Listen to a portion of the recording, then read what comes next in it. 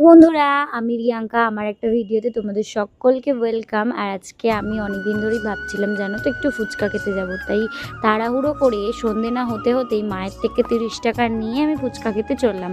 না 30 টাকার খাবো না, আশা করেছিলাম 30 টাকার খাবো, কিন্তু এই পেটে আমার এই ধরেনি। তো গুটি গুটি পা করে চললাম একাই ফুচকা খেতে, কারণ মায়ের শরীরটা ভালো না, তার জন্য মা বললো আমি ঘরেই থাকি, তুই একা যা। আর আমার মা কিছুতেই বেরাতে চায় না। আর দেখো এই গরমকাল পড়তে না পড়তে লোকের আনাগোনা বেড়ে গেছে আমাদের এখানে। আর সত্যি কথা বলতে আমি যেখানে থাকি সেই জায়গাটায় না সবসময়ই লোক থাকে, রাত 1টা বাজুক বা 2টো বাজুক, আমাদের পরিবেশের এখানটাতে সকলেই সবসময় জেগে থাকে। এত কথা বলতে বলতে ফুচকার দোকান দেখো মেন রোডের ওপরে চলে এসেছি। আমাদের এখানে ফুচকার দোকান খুবই কাছে, আমাকে 5 মিনিটও হাঁটতে লাগে না, একটুখানি হাঁটলেই চলে আসবো।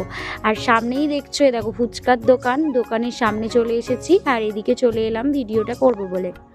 আসলে এখানে আমি খুব একটা ভিডিও করি না, তো মাঝে মাঝে একটু লজ্জাই পাই। তো কি করব, এটাই এখন আমার কাজ, তো তার জন্য আমাকে ভিডিওতে দেখেছিলাম এভাবে ফুচকা খায়, তো নিজেও একটু ট্রাই মারতে গেছিলাম। আর এই অবস্থা হয়ে গিয়েছিল, ওখানে আমি আর কিছু হাসতেও পারিনি, আমার নিজেকে নিজে দেখে অনেকটাই হাসি পেয়েছিল। কারণ যা করলাম আমি, আমার গায়ে পুরো ভর্তি হয়ে গেল টক জল।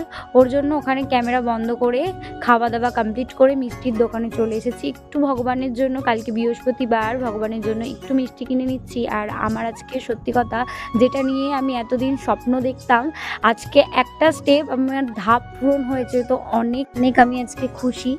শুধুমাত্র বড়দের আশীর্বাদ ছাড়া এটা কিছুভাবেই পসিবল না, আর হচ্ছে ঠাকুরের আশীর্বাদ, আর কিছুই না।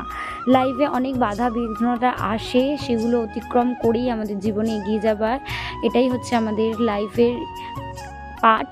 তো দেখো এদিকে আমি মিষ্টি ফিষ্টি কেনা কমপ্লিট করে বাড়ি ফিরছি। আর আমার বাড়ি এখান থেকে একটুখানি, দেখো এখান থেকে অপোজিটে যে গলিটা বেঁকে যাচ্ছে ওখানে ঢুকে গেলেই হয়ে গেল। তারপরে মায়ের জন্য সত্যি কথা বলতে ভুলেই গিয়েছি ভিডিওর চক্করে, তার জন্য একটা শেক কিনে নিয়েছি মায়ের জন্য। তারপরে গুটি গুটি পা করে চলেও এলাম, বাড়ির রাস্তায় পৌঁছে গেলাম। আর দেখো তারপরে হচ্ছে গিয়ে নিজে নিজে কী বকছিলাম, আমার তো মাথা মুন্ডু কিছুই মনে পড়ছে না।